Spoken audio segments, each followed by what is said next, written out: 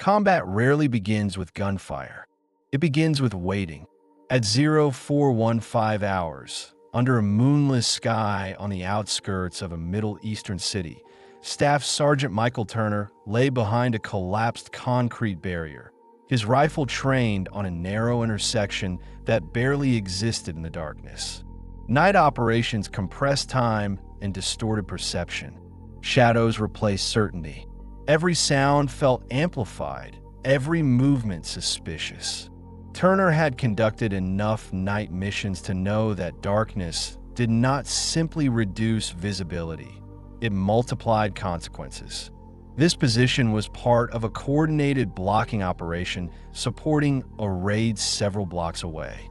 His squad's task was clear: observe, identify, and prevent any hostile movement from escaping the cordon. No heroics, no unnecessary contact. Control was the objective. Still, Turner felt the familiar weight of anticipation settle into his chest. He understood that before any shot was fired, before any command was spoken, leadership would already be tested, quietly, invisibly, and without witnesses. The mission briefing had been precise and restrained. Intelligence indicated that a high-value insurgent facilitator was operating in the area, coordinating logistics and personnel movements. Turner's squad was assigned a blocking position to cut off potential escape routes. The rules of engagement were explicit. Positive identification was mandatory. Hostile intent had to be clear. Lethal force was authorized only in the presence of an imminent threat. These constraints were not weaknesses, they were safeguards. Turner understood their purpose. In civilian-dense environments, discipline mattered more than aggression. Yet he also knew the reality of night operations. ROE looked clear on paper, but blurred rapidly under stress and limited visibility. Every soldier under his command trusted him to interpret those rules correctly when seconds mattered. That trust was not theoretical. It carried consequences measured in blood, reputation, and memory. As squad leader, Turner occupied an isolated position between command intent and ground truth. He could feel his men behind him. Corporal Hayes, steady and methodical. Specialist Reed tense but alert. Private Collins struggling to regulate his breathing. Turner did not look back. Leaders projected confidence even when certainty was absent. His responsibility extended beyond tactical execution. He was accountable for judgment, restraint, and timing. He had learned that indecision could be as dangerous as recklessness. At night, especially, hesitation created vulnerability. Still, Turner knew that every decision he made would follow him long after the mission concluded. The battlefield did not forget leadership failures, even when they complied with regulations. Limited visibility transformed the environment into a psychological battlefield. Shapes lost definition. Movement became threat by default. Turner scanned the intersection through his optics, seeing little more than outlines and shifting contrast. Intelligence warned of possible civilian movement despite curfew. That detail mattered. Civilians did not move like insurgents. But at night, intent was impossible to read with certainty. Turner understood that the darkness forced leaders to choose between acting too early and acting too late. Both carried consequences. This was the space where doctrine ended and judgment began. At 0431 hours, Turner detected movement. A single figure emerged from between two buildings, walking quickly but not running. No visible weapon, no obvious hostile indicators. The figure paused, then continued forward. Turner raised his fist, signaling the squad to hold. The night seemed to tighten around them. This was the moment ROE was designed for, and the moment it struggled to function.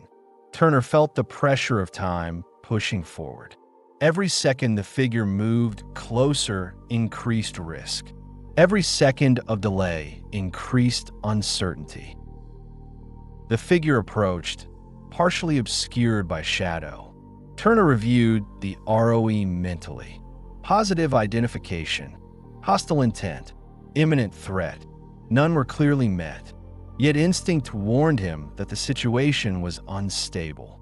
A hand moved near the waistline, then away. Adjustment or preparation? Turner could not tell. His radio remained silent. Higher command was focused on the raid, not his position. This decision would be his alone. Leadership in combat often meant acting without confirmation and living with the result. Turner made his first decision. "Challenge him," he whispered. A controlled voice cut through the night. "Stop. Show your hands." The figure froze, then turned abruptly, not toward Turner's position, but back toward the darkness. Turner's heart rate spiked. Flight could mean fear. It could also mean hostile evasion. The window for action narrowed rapidly. This was the moment where aggression and restraint collided head-on. Turner raised his hand, then lowered it. "Hold fire," he ordered. The figure disappeared into the shadows. Silence returned. No shots fired. No alarms triggered. Turner remained motionless, replaying the decision in his mind. He had chosen restraint over certainty. In the darkness, he could not know whether that choice had prevented tragedy or allowed danger to escape. That uncertainty settled deep. Minutes later, the radio erupted with urgent traffic. The raid element reported contact. The target had slipped through the cordon. A brief firefight followed. One American soldier was wounded. The insurgent escaped. Turner absorbed the reports without comment. Each transmission tightened the weight on his chest. His decision had rippled outward, affecting men he could not see and outcomes he could not reverse. At first light, Turner filed his report. Observations documented. Actions justified. ROE complied with. On paper, his decision was defensible. Everything he had done aligned with regulations. But paper did not bleed. Paper did not lie awake at night, replaying moments that could not be undone. Turner understood the difference between institutional accountability and personal responsibility. Later, intelligence updates revealed the figure Turner had challenged was an unarmed civilian attempting to return home before dawn. Relief and dread collided. His restraint had likely prevented an innocent death. At the same time, it had allowed a hostile actor to escape elsewhere. One decision had protected one life and endangered another. This was the reality doctrine could not simplify. Turner carried that decision forward. It reshaped how he viewed leadership, not as control over outcomes, but as ownership of uncertainty. War did not offer perfect choices. It offered responsibility. One decision made in the dark had altered the fate of soldiers, civilians, and Turner himself. And that was the burden leadership demanded.